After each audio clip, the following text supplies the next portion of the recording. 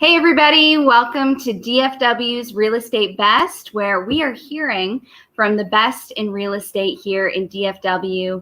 And I'm super excited for you guys watching or listening in through Spotify, iTunes, and our other channels to the two guests I have on today's show. We're going to be talking a lot about the entrepreneurial mindset and what it takes to be a successful entrepreneur. And so you're not going to want to miss out hearing from both of the guests, but I want to do a shout out to a fellow entrepreneur here, Lendon, who is the creator and founder behind The Difference. And that's that platform through where we do this live stream and podcast through. He provides digital branding and solutions for entrepreneurs, both big businesses, small businesses, everything in between. And he's going to be sharing more about that at the end of the show. But we're super thankful to have our podcast through Lendon's business called The Difference. And so anyways, I want to invite on Brian Michelizzi. I knew I was going to mess that up, Brian. I've heard it all. Oh my goodness. Brian Michelizzi. Oh my goodness. It's probably pronounced Michelizzi in Sicily, but it's been Americanized. Oh my word. So. I knew it. And I was speaking to him the other day and I said, now help me with your last name. Apparently I should have practiced a little bit more before the show today. But anyway, yeah, awesome to have you on. You are the founder and broker of, let's see if I can get it this time, Michelizzi Real Estate. Am I getting it? Yeah, that's good. That's good. That's good. In all fairness, my name gets botched all the time. I get Rachel, Rachelle, all sorts of things. But anyway, so we have something in common there. Yeah. But great to have you on. You also are a part of our top 500 for Dallas Real Producers. And we actually just met the other week, wasn't it? It was about a week or two ago. Yeah. And so it was amazing hearing your story. And funny enough, while we were talking and I was sharing with you about the community and just, obviously the incredible agents that are in that top 1% to 2% like yourself, a part of Dallas Real Producers, this exclusive community for the cream of the crop in real estate here. I was also sharing with you about some of our RP vetted businesses who are a part of this community because they've been nominated by the highest producing agents such as yourself. And so there is just this neat curated list that's been put together by your peers. And so we were also talking about that. And within our conversation, you had said that you wanted to find out more about Lendon, who hosts The Difference. That's and right. So obviously you're getting up and close and personal with Lendon here being on the show, but you also had expressed the need to connect with a good mover. And, I was sharing with you about Tyler Edwards with Stonebriar Moving, and guess who we're also having on the show as I share with you today, Tyler Edwards, as he likes to call himself, the moving extraordinaire, right, Tyler? Yes. Moving extraordinaire founder and owner of Stonebriar Moving Services. And so this Welcome, Tyler. Thank you for having me. I appreciate it. Yeah. Now, I was saying to Brian the other day, we were talking about the ESPYs, and I said, listen, you could totally be up for the Rise and Grind Award. Seriously. I laughed when you said that. There's definitely some truth to it. Yeah, no, there is a lot of truth hearing your story and knowing Tyler's story and how you work, Tyler. I also think that you could be nominated for the Rise and Grind Award as well. Wait. You got my competition on? Is that what happened? No. So yeah, there you go. But truly, those of you that are watching or listening, as you hear from both Brian and Tyler, I know you're going to think the same. These two are some of the hardest workers, no joke, within the Dallas Real Producers community. Knowing them both, hearing their stories, they got a lot to say. And so just excited to dive in. So Brian, let's dive into your story first. Where did this entrepreneur mindset start? I guess it's something that's probably a little innate. I feel like I've always kind of been more entrepreneurial, and I think more of wanting to sort of create my own destiny, have control over what I did and when. And yeah, I'm always, I think it really kind of grew more, probably post college. I had, I know everyone always talks about Rich Dad, Poor Dad by Robert Kiyosaki and Think and Grow Rich, a few other books that really had me, or my allergies are terrible, so everyone's gonna have to bear with me. But, you know, getting into that, you know, having passive income and building a business and sort of, like I said, controlling your destiny. So, you know, I don't think there's a specific point. I feel like, you know, I've always kind of been wired that way, but, you know, experiences, you know, kind of move it in a certain direction. Yeah. Yeah. Now you didn't, you know, intend to become a real estate agent. As you shared with me, it just sort of happened, right? It kind of did. Yeah. I was, well, I grew up in the Northeast, Nashua, New Hampshire, suburbs of Boston, about 40 minutes outside. And I went to University of Rhode Island for pharmacy school. I'm grateful my family is, you know, focused on secondary education, getting, you know, stable careers, jobs, which, as we talk about being an entrepreneur, is kind of in conflict a little bit. But yeah, I got a degree in pharmacy from University of Rhode Island. moved down south to Dallas with some friends, and you know, I never really thought like, oh, I'm going to be a real estate agent, but talking about the passive income. I got my first investment property in 2004, I believe. And I knew I was going to buy and sell more properties. So I ended up getting my real estate license because I knew, you know, like I said, I was going to buy and sell more property. Right. And then I started helping friends and coworkers. And then next thing you know, I kind of grew a business. So right. I went part-time. I was a pharmacist at Children's for a long time. So I went part-time there about 2015, 16, opened my brokerage. And then just somewhat recently retired as a pharmacist. So that's amazing. I remember when you were sharing, I'm like, wait a second, you just stopped being a pharmacist, a full-time pharmacist? Yeah, it goes back to real estate and being a broker and having a team. I'm like, it goes back to the rise and grind, right? Like, yeah. How did you manage? Not very good work-life balance. So that's part of, you know, trying to work on controlling the business and not let the business control you. I think, you know, most entrepreneurs, small business owners go through this. Yeah, I think that certainly is a part of the growing pains, at least from what I hear, talking to different entrepreneurs, different people like yourself who never set out to be a real estate agent, but it just sort of happened. It's just a finding that balance and how do you do that? And so Tyler, maybe I was gonna say maybe Tyler's gonna give me the answer today. Yeah. So Tyler, what about you? Are you born with the entrepreneurial mindset, or does it develop and grow over time? What was your path to? Yeah, I didn't really have much of an option. Like my parents aren't, they didn't go to college. You know, they're not super sharp. I love them, but they're just not. This is not the way my family's set up. I don't think anybody in my family. My sister went to college to be a nurse recently. She's in her late 30s. Ever since I was young, I just always wanted to make money. And I know that my parents didn't have any, and I knew that it wasn't going to be by working a job.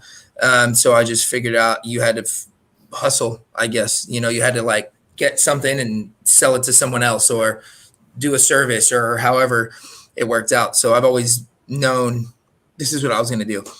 You know, and I didn't sit still in school very well. I don't like to listen. I've had to learn that over time, that you have to be a good listener as I've matured. My wife's helped me with that. But other than that, no, I mean, I just like to do stuff and build things. So it's a little different for me. Yeah. And so the path to finding yourself owning a moving company, I remember you sharing with me you were 19 living on a guy's couch for a year. Talk about that. I just didn't have any money. And I remember meeting this old dude when I was like maybe 18 or 19. And he said, if you ever needed a job, you can come to my house in San Antonio, live on my couch. And so about maybe 6 months later, I found myself with like a jar of change. I don't know, I had like $40 and I had an old Mitsubishi Galant. And I called him and said, is that offer still good? So sure enough, I put all that change and floated down into town and ended up living on his couch for about a year. And just working 7 days a week, 12 hours a day, doing moving jobs. But more than that, he told me everything about business. You know, everything's a business. Mm-hmm. Everything's a business. Everything is like 3 or 4 businesses. Everything you see, there's 3 or 4 businesses for that thing. And I just took it all in. Like I just loved Loved it, every bit of it. And so then from there, I moved back to Dallas. I ended up renting a Penske truck and connecting with some brokers, some nationwide brokers. And I ended up traveling in the moving truck and sleeping in that truck for about another year, moving motorcycles, homes. And I just kind of winged it. And it was cool. And I got to see the country. And then from there, I mean, it was up and down for the next 3 or 4 years. I met my wife around 22, 23. And I did sales, and then I did odd jobs. And then eventually we bought a truck, 2011, I think. Now we have 9 trucks and a van. We rent about between 25 and 40 guys every day. I have a main office here in Richardson, and then we have an office in Frisco and North Richland Hills, and small office downtown. We don't really go there, but it's there for Google. We do almost 200 moves a week sometimes. Amazing.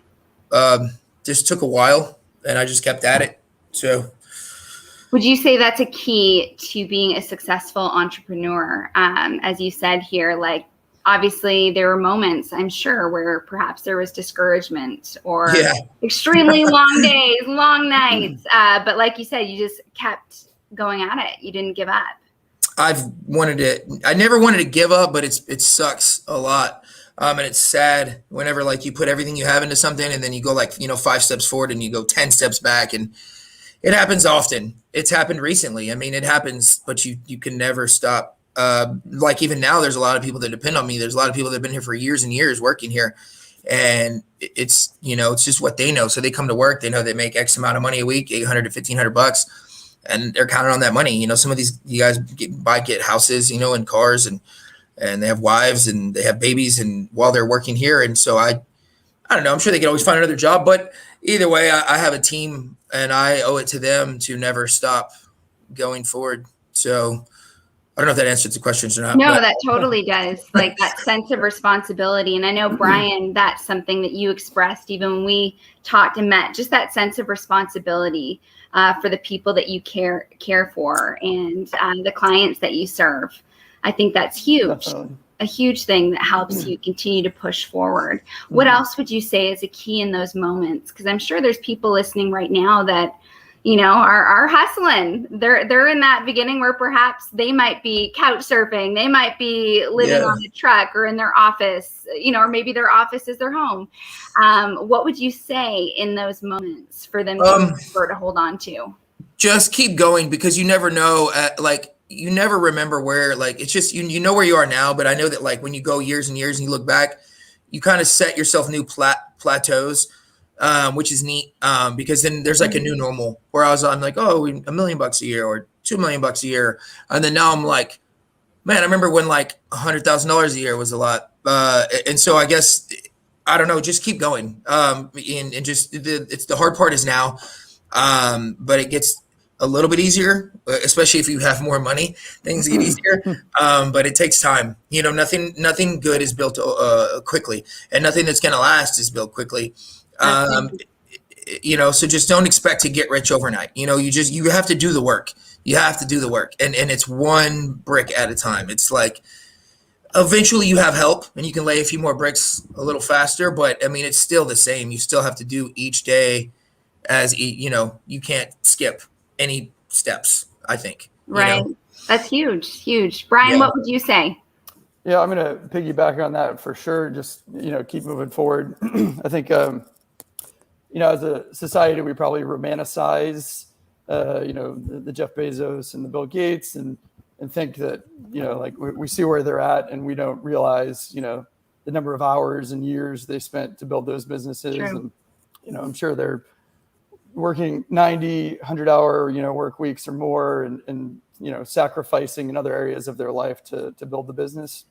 So I think, just keep moving forward. And I also feel like we expect, to get to our achievements that we're not going to have as many roadblocks as most people will.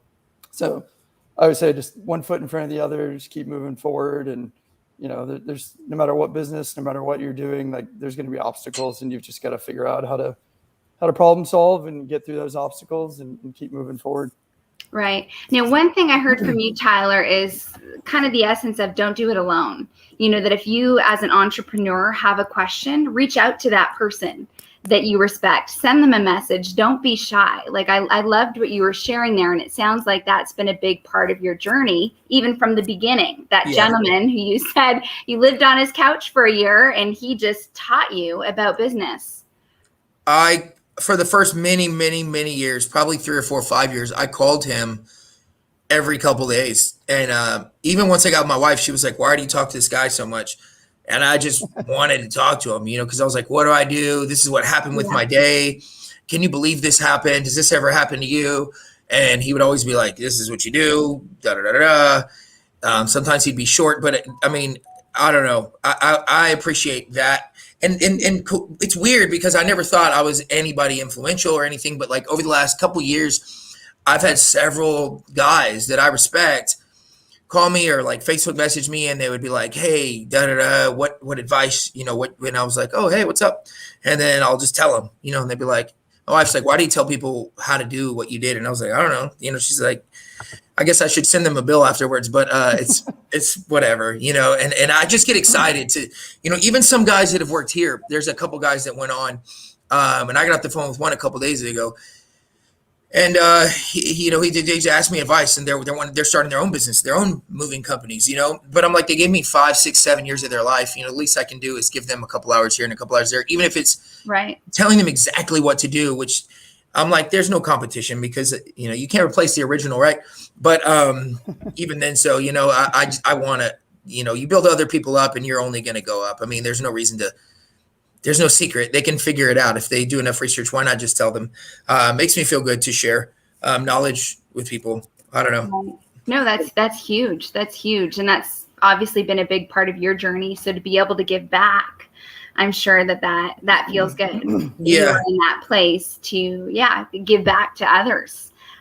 Brian, it sounds like for you that those books that you're referring to, I know you mentioned Rich Dad, Poor Dad, and there was another book that you said was influential. Think and Grow Rich. Napoleon Hill, I think, is the author of that one. Yeah. There's tons of other books. Not to date myself, but podcasts weren't around back then, and you had to get harder softcover books. But I feel like those are some basic readings that a lot of other entrepreneurs and real estate investors that would cite as some of the things that help them change their perspective on passive income and building businesses and things along those lines. Sure. I think that certainly is a huge key to being a successful entrepreneur, is not thinking that you have to know it all or you have to try to figure it out all the steps yourself, but reach out to those around you, like Tyler has done, or go to some good books, or today podcast. For sure. Having a mentor in the space, like Tyler mentioned, is very important. And now we're on the other side of it, where we're helping other people, and it's nice to kind of pay it forward to know there's other people that are younger entrepreneurs that are trying to build businesses and do different things. I chuckled when Tyler mentioned his wife said that he should charge for his time. My girlfriend Mona mentions that all the time. She's like, you were just on the phone for 30 minutes, give him all this information. But yeah, like I said, that's part of it, giving it back and sort of the paying it forward. Right. I always, when I think about that, I think of the Dead Sea in Israel. We were speaking about traveling on backstage here before the show started. Been to Israel several times, and I remember learning about the Dead Sea, and I've literally bobbed in it, where you just float no matter where you are, and it's dead because it doesn't give out. The water source just stays. It doesn't give out like other water sources. And I remember that just being such a picture for me of the importance of giving from what you've learned, from where you've grown, and that truly that brings life. And so anyway, as you both were sharing, that picture was coming to my mind again from Israel there. But I want to talk about the one brick at a time, Tyler, that you were talking about. You know, to be successful, as you said, as you both have said, you have to put in the hard work, you have to put in the time. You know, what sort of expectation, I know that's something you're passionate about, Brian, as well, setting a realistic expectation in business. What is the expectation for the time, the hard work that people who want to be entrepreneurs, start their own business, should have? I know you said, Tyler, something that stuck out to me, that when you work for yourself, you're never not working. Yeah, talk about that. Well, you're always working. I mean, there's really no other way to say it. You just need to always be on. You're always on. You do sacrifice other things in your life, especially for the first couple of years, maybe the first many years. For me, it was up until recently, but I like to work. It's just my thing. My wife had to pull me back and say, you know, you have to dedicate X amount of time because, you know, me and the kids are not seeing you as much. And so I was like, oh, I didn't know anybody needed me. She's like, no, we definitely do. But I'm always on, you know, and I just hired my nephew. He's college educated. I hired him in March, and now he does about 90% of the jobs that I did for 10 years. And so, which really cool, because now I'm bored sometimes. And I get sleepy, and I just want to take naps. And, Oh boy. and I don't like being bored. But definitely I've been able to spend more time with the kids and focus, and they're really good at football. And I didn't even know they're like really good at football. And all the other dads are like, oh yeah, he does all these plays. And I was like, I'm at the games and I'm like, I don't know what you're talking about. Cause I've never been big on sports cause I haven't had time to sit still and watch sports. But then again, I've never wanted to. I don't know, man. I know that when you first start a business, you just need to be willing to sacrifice other things if you want a business that's going to push you forward, and maybe you'll have to circle back. There is such a thing as balance. But if you want to be a successful business owner, you're going to have to sacrifice some things, especially for the first few years, and work every day. The freedom that you can have later on. Yeah, for sure. Yeah. Now, I'm sure that takes some organization and processes in building a business, which I know, Brian, that's something that you have been really big on. Why don't you share about that? Yeah. Well, first I want to say I've changed my goals. My goals now are to be able to take naps during the day. The tolerance level, that sounds pretty good. It was on my list before, but I think it's, especially in the real estate world, kind of, you know, first, I think to run any business, you have to have some level of organization. If you yourself are not organized, then I think, you know, you need to bring in someone, and that's part of being a successful business owner, is knowing, you know, what your strengths are, that's good, what your weaknesses are, and sort of how to get the right people for those, you know, for those gaps. But as far as processes, like, you know, for me, a lot of it is, you know, real estate has become very mobile. So having processes in place and learning how to, you know, have my transaction management platform completely mobile, where if I need to access a document, say from, you know, a year ago or something, you know, I can pull it up from my phone pretty quick. Sort of streamlining, you know, there's always variables in real estate transactions, but, you know, the sort of main, you know, deal has a lot of similarities and structure to it. Sure. So it's sort of, you know, from a clerical standpoint, how to streamline that, and you know, just have, like I said, processes in place. So to some aspiring, perhaps real estate agents listening, or perhaps those that are not in the top 500 yet, but it is on their vision board to be a part of Dallas Real Producers, that top 1 to 2%, what are perhaps 2 or 3 top processes you would say, you know, get this right?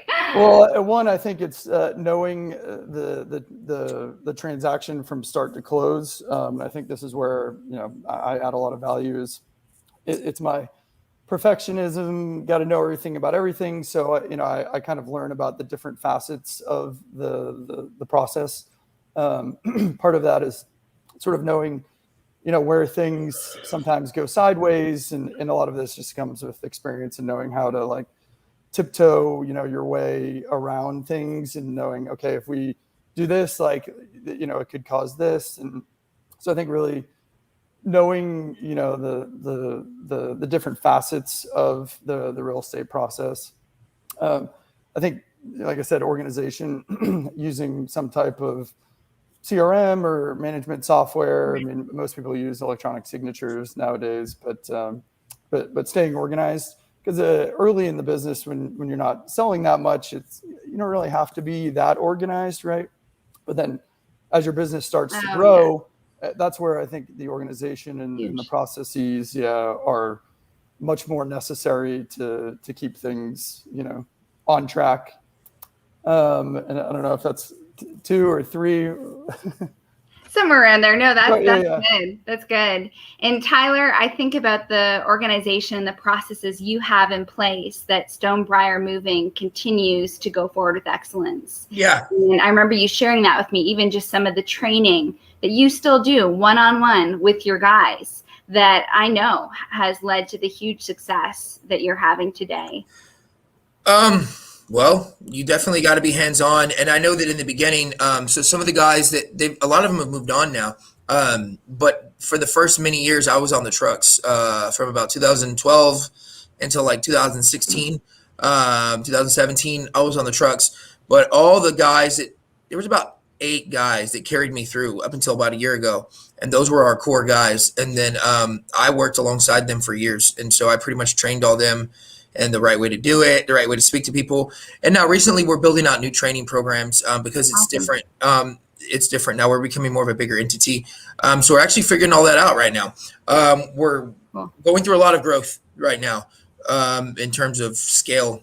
I didn't plan for, which is neat. But I guess it just happens over time. But we're still very much, we have rules, we have protocols. And I've watched a lot of documentaries on like airports and silly things, but like you have to direct people, because sometimes people, even the simplest of people, are good people, but like they need simple direction. And I forget sometimes, I guess, when you get up here, that the people down here they're just like, hey, tell me what to do and I'll do it. And you're like, you don't know that already. And so I'm like, okay, do this. And they're like, okay, I'll do that. So it's actually not that complicated, but I guess it's just the matter of doing it. You need to build out training for people, just like if I was Pizza Hut or something, like this is how you cook the pizza. Don't cook it too long. So this temperature, this time, this is what the press should look like.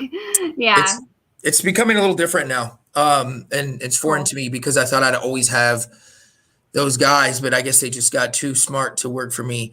And it's not a bad thing, like I said, but it's different, definitely different now. Well, I think that speaks to that you've empowered them to a certain level through your training.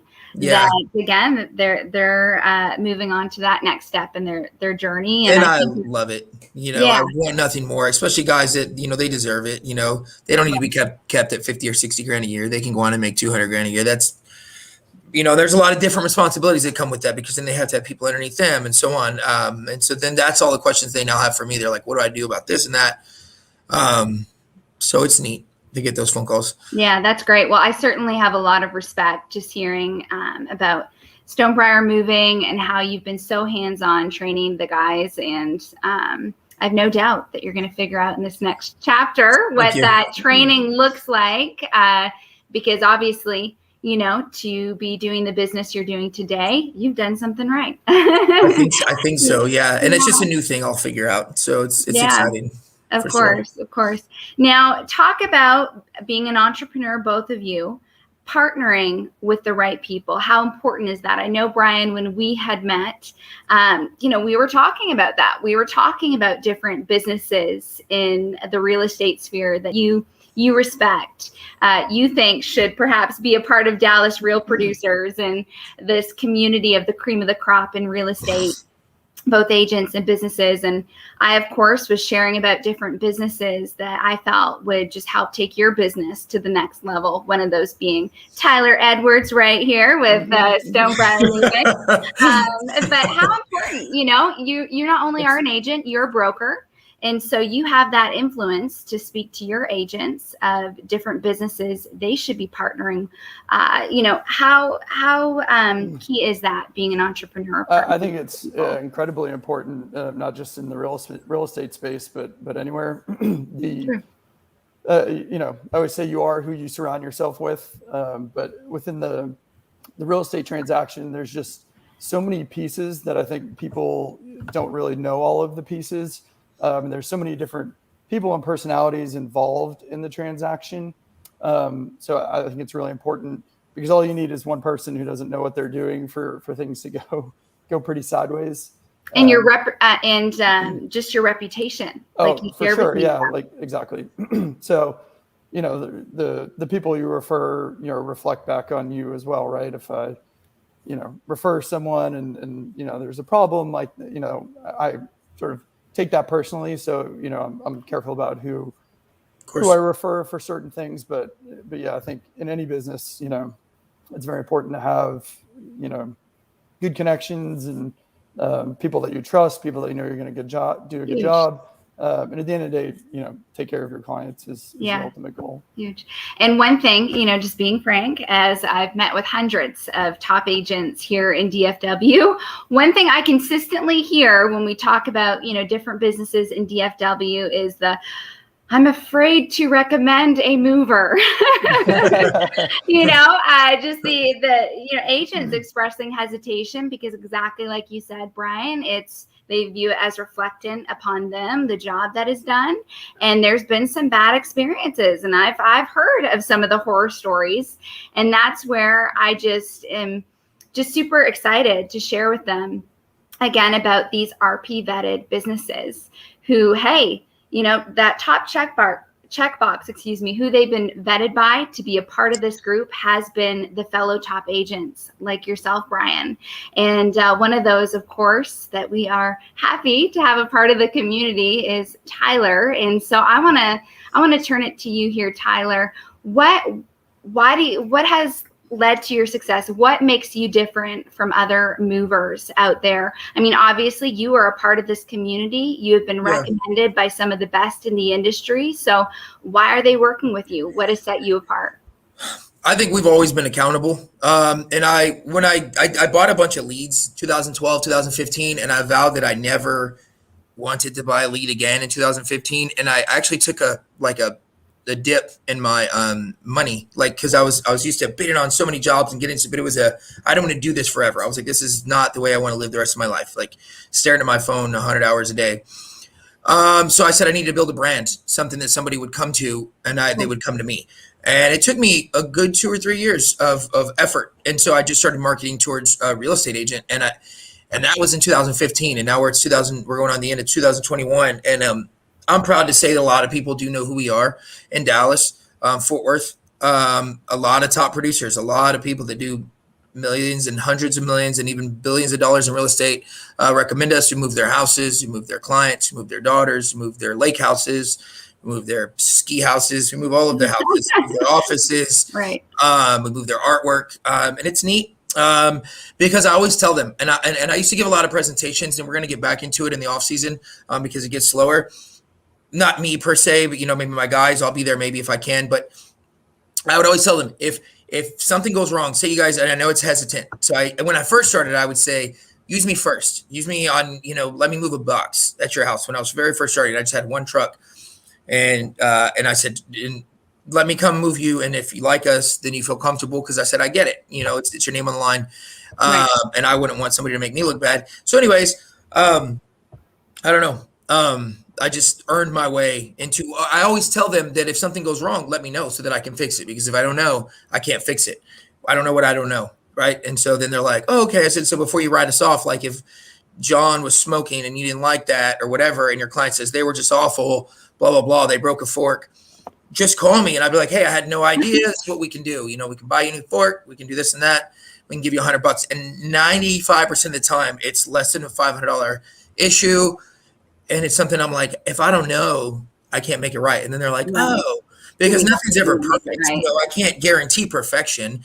I don't know that this guy isn't having a bad day or whatever, or I didn't realize that this was going on, So like, that's all I ever say. I'm like, hey, if something goes wrong or your client tells you, just call me. Hey, were you aware of this? No, I wasn't aware. Okay, let's see what we can do. And we mend it. And then that's all anybody can ever do, right? Like, I mean, I don't believe there's such a thing as perfection, especially when you're dealing with something like moving. They're movers. I try to wrangle them in, keep them in uniform, keep them trained, but they're movers. I don't know about you, but when you load a truck, it's 10,000 pounds. And when you unload a truck, it's 10,000 pounds. So if you do that a couple times a day, I don't know, what's that, 10, 20, 40,000 pounds a day with a dolly and your back. If you do that 5 days a week, that's 200,000 pounds. So in a month's time, you've unloaded and loaded 800,000 pounds of furniture with a dolly. So that $1,000 a week doesn't seem like so much anymore. And a lot of people aren't willing to do that. You know what I mean? So you're not going to get a lot of times the college educated guy. So, I have to wrangle these guys in, and I like to tell people, I don't know what I don't know. So that's pretty much a lot of my success is just communication. I tell people to tell me what's going on and I just fix it. I hired an in-house guy recently. He fixes all of our trucks. He's a family friend. He's on the payroll, and he goes around fixing like holes in walls, scratches on floors, and table legs. Before I had to outsource that, and I had to take it to third party. And now we just fix them in-house. Right. So he goes around, and it's like I said, 98% of the time, it's like a scratch on the floor. It's like nothing, but it's like taking responsibility. Yeah, that's it. That has to do with a lot of my success is just being, and even my wife and now my nephew. Why do you give people back $700? You told them it's only this and that. This is what you're accountable for. I'm like, well, I listened to them, and every situation is different, right? Now, if somebody calls me, cussing me out, I'm like, hey, calm down. That's not what happened, or blah, blah, blah. Let me hear the other side of the story. But most of the time, I fix things because I'm like, I just don't like bad reviews and unhappy people. And then I just get to keep going and going in business. And it's a training moment. Well, I'm not saying every time. Sometimes people are pissed off with the results because they're like, I'm like, hey, well, I told you that was going to happen if we put that on the truck. And they're like, you insisted. And so, but I don't know, communication and accountability. Yeah. Sorry. And I think honesty is another thing I'm hearing from here, that you're very honest. Like, hey, that is not going to work, or this is going to happen. Yeah. And people certainly appreciate that. Some people are silly about it, Yeah. though. They don't listen. I'm like, if I take that humongous piece of what you call it upstairs, we're probably going to bang all the walls and all the floors. Oh, it's probably fine. And then sure enough, like, I'm a take this professional. thing up. And I'm like, I told you that was going to happen. Well, I need you to fix the floors. I'm not fixing the floors. You know what I mean? I'm not spending $2,500 on your floors. I told you that was going to happen. This is only a $1,100 move. Not going to happen. And then they're pissed. I've had people, I get taken advantage of probably more than people would think. We get taken, people just don't pay. People steal from us more than, so, because I know movers get a bad rap, but I'm not a bad guy. But I think a key part of that, again, is you set the expectation in the beginning. There's the communication, the honesty, which is huge. But also what I'm hearing is the customer service that, if you bend their fork, like you said earlier, you're gonna fix it. You're gonna take care of it. You take the accountability. You're not trying to take a shortcut. You're like, no, hey, here's $700. Not for the fork. I've never had a $700 fork yet. But I mean, and most people are very appreciative. I mean, most people, but there's always a person, I'm sure in real estate, Brian, there's some people that are just, you can't make them happy. And they're like, you suck.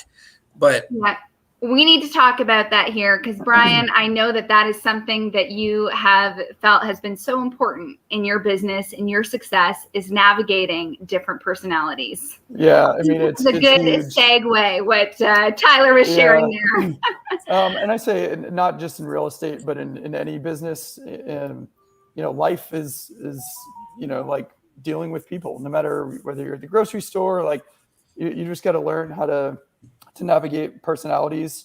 But within the real estate transaction, like I mentioned before, there's so many different, personalities and people, and everyone has, a slightly different interest, in the transaction.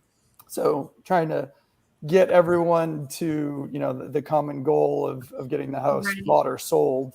But yeah, like I said, in life in general, learning how to handle people and handle situations, and it varies depending on the personality. So like, if I'm working with a a buyer or seller that's kind of a certain personality, then I know like, okay, this is probably how the transaction is going to go, versus if they're a different personality, I'm like, okay, this is probably how it's going to go. And also knowing too, like how to move with them, if that makes sense. Because, if I were to approach every situation exactly the same, it would be hard to have similar results, right? So you have to just know a little bit what you're getting into, and some of that just comes with experience, right?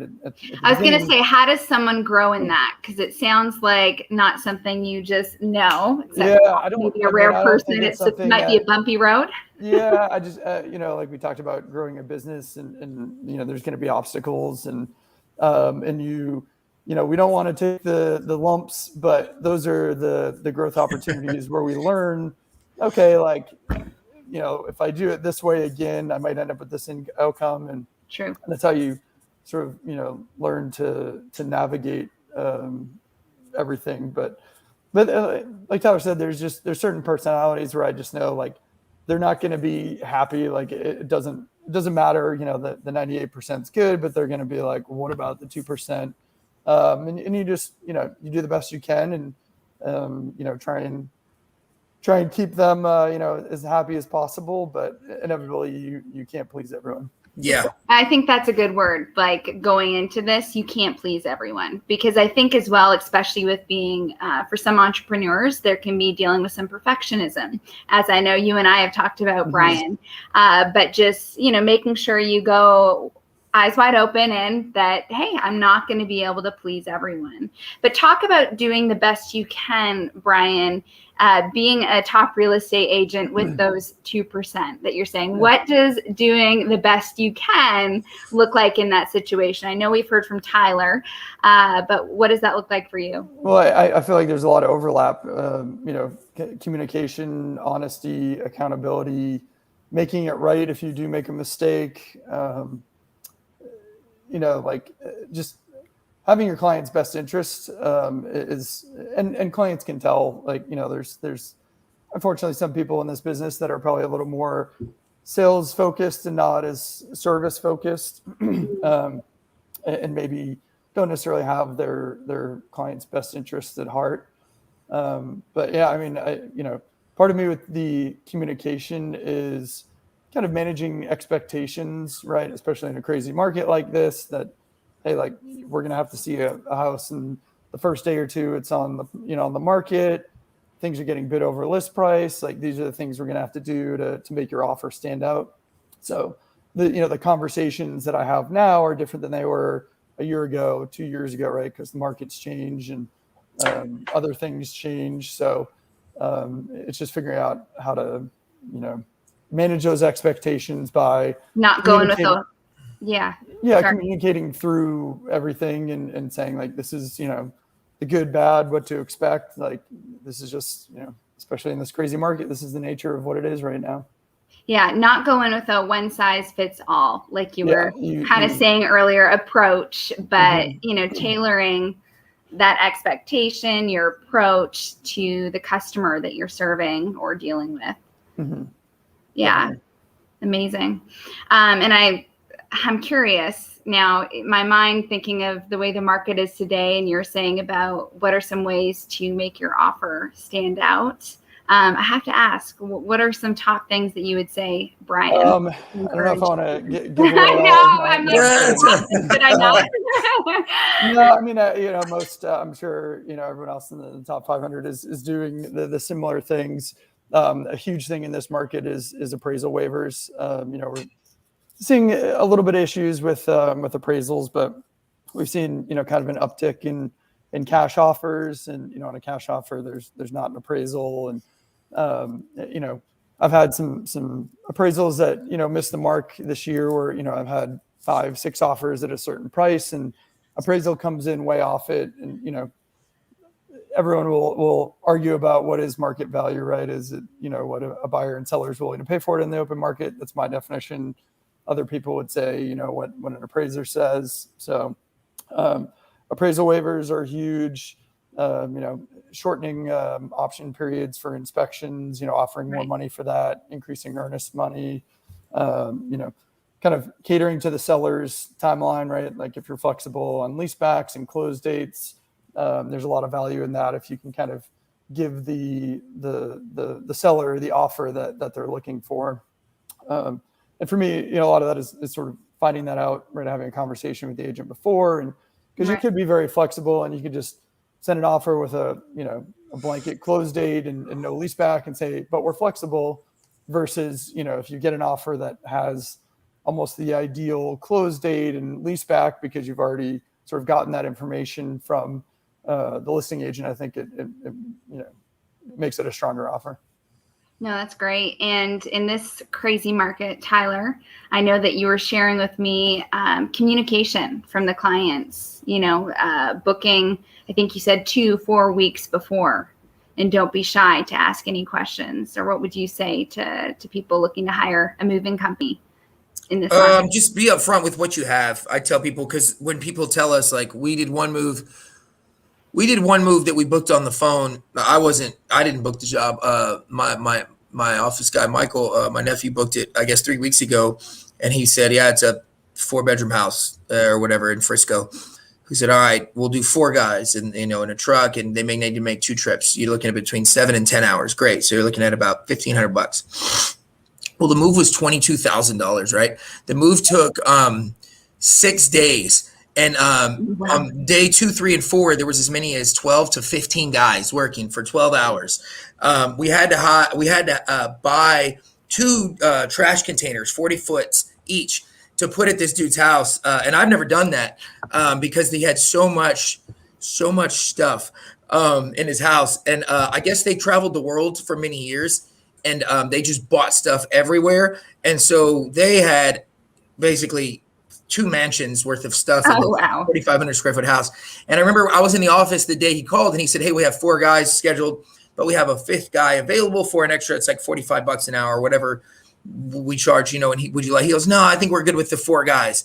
Well, come to find out, this is the largest residential move we've ever done. And he didn't want the 5th guy because he said, I think we got it covered. We got a good amount packed. And when they got over there, the guys were like, this is insane. I think every guy that worked here was on that move at some point over that week-long period. Oh, wow. And then, but yeah, the last day, Michael called him and he goes, hey, I know I said I was going to let you we were going to take away the trash for free, but then there were some labor hours. I need to bill you for X amount. And then the guy said, all my credit cards are tapped out. And then he hung up on him and he goes, all right, that's fair enough. He was like, cause this move was not expected to be $22,000, for a move. And, anyways, so that guy didn't tell us what he really had. He didn't say my house is filled to the ceiling with trash. I have 8 truckloads, basically 2.5, 3 18-wheelers full of furniture, and I won't be packed. You know what I mean? He just said, I got a 3,500 square foot house. It's in Frisco. It'll be mostly packed. So he was lying, about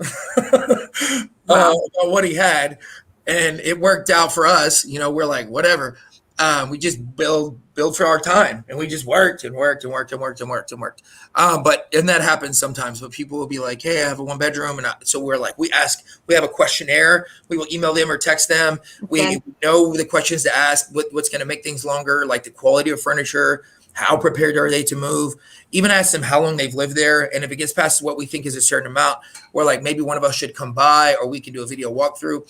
But some people are always like, no, it's just a normal blah, blah, blah. And then when we go to move them, I'm like, this is a $3,000 1-bedroom apartment, same type of situation. I'm like, you weren't upfront. I'm not upset. The only time I'm upset is when they don't pay and we've been there for 2 days. And then we've used like 200 boxes, and I'm like, yo, $27.50 or whatever, but that's why I'm like, anytime we do a move that's several days, my rules, because there's a guy who ripped us off for about $6,500 this summer in Frisco. We moved him from like a 1.2 to like a $900,000 house. And at the end of the 3rd day, he just got in his Mercedes and sped off. And when my wife called him and said, hey, blah, blah, blah, what's going on? Is there something? And then he just threw a bunch of cuss words out and got in his car and sped off. Uh-huh. And I have to sue him. But so my new rule, which I should have had years ago, is when we do large moves over many days, you get paid at the end of each day. So if somebody's going to rob me for $2,000, it's much better than $8,000. Mm-hmm. And I know the situation. But anyways, people have to tell us what they have, or else. The more information, the better, it sounds like. Yeah. And there's probably one of your teammates behind you there. That's Michael. Yeah. Hey, Michael. This guy runs 30 guys. This guy here. Amazing. Well, it's awesome. See him at the RP Veta Business Social. He met you guys. Yeah, and he's the face of the brand now. He's a very good speaker. He's actually teaching me some stuff because he's a smooth operator. I got to give him his props. He grew up military. He's my wife's nephew, so he's my nephew. But awesome. He's a very good kid. He's up here at 6 a.m. every day, except Sunday. He takes off Sundays. Maybe we should give him a Rise and Grind award too. He just got a new car. He got a 2021 Kia Stinger. He's been having his eye on it, so he went and picked it up a few days ago. That's awesome. 2022. Cool. I'm sorry. All right. Well, we are at the close of the show here. I want to throw it out to Lendon, who is backstage there. Lendon, any questions you have for these guys? Not really a question. I always take notes, and I've known Tyler we've known each other for several years now, haven't we? Yeah. Bud? Yeah. You guys do an amazing job, and you and your wife both are hard workers. Here's one of the things that I want to say and just get feedback from both of you, because in listening to Brian and you, Tyler, you talked about your brand, how you set up a brand, and people, especially entrepreneurs, most of us feel like we're always chasing business. And we want business to chase us. And until we get that brand, our business will never be chased. Brian, you talked about, what made you different. And I just want to throw this out to both of you and just see what your thoughts are. When I created the difference, okay, there were several questions I wanted to ask. I wanted to know what made the difference in branding, in processes and procedures.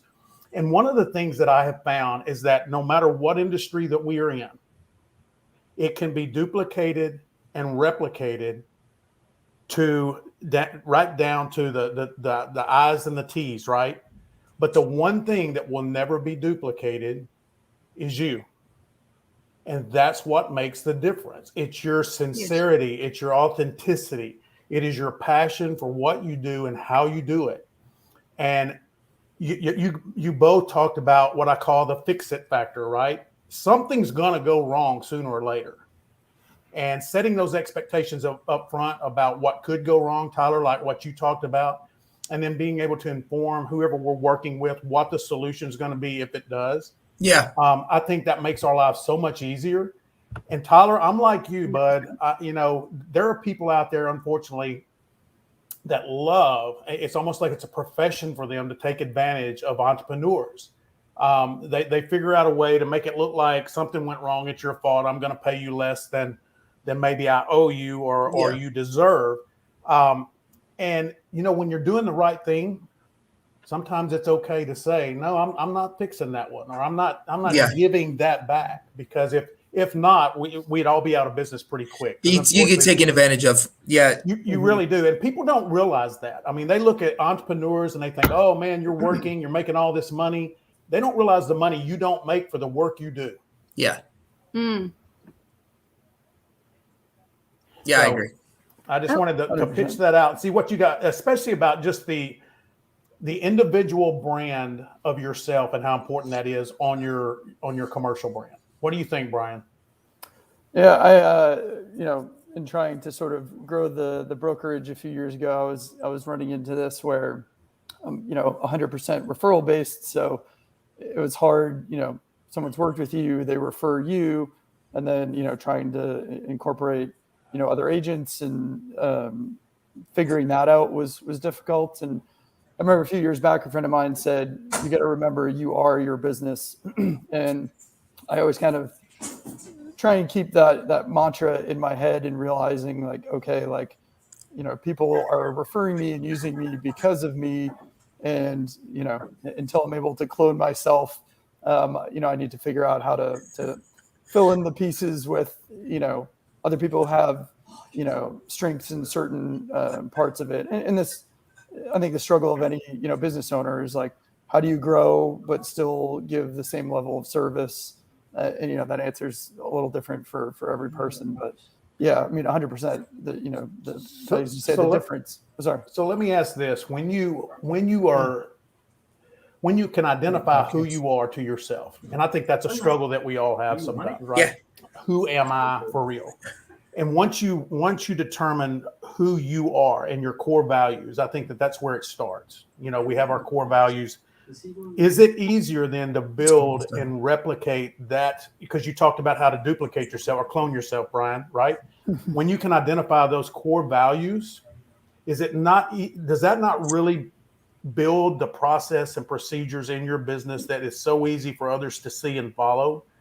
And it's easier to identify at that point who's following that within your community and who's not, who you need to get rid of and who you need to add possibly to continue replicating or cloning, what your culture is.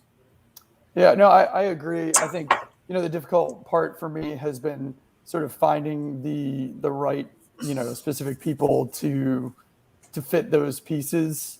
And honestly, like I haven't put much time into it recently.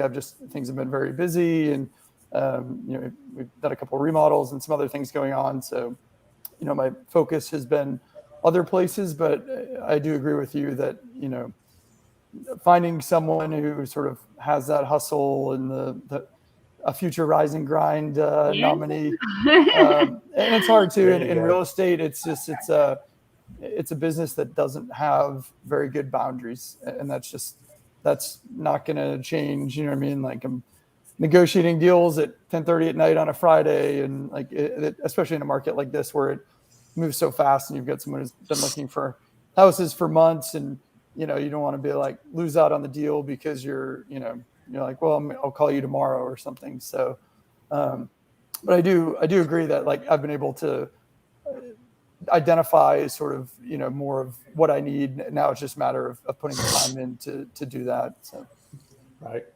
Cool. And for those of you listening, because I know we have a few minutes left, we keep saying the Rise and Grind Award, like Brian said there.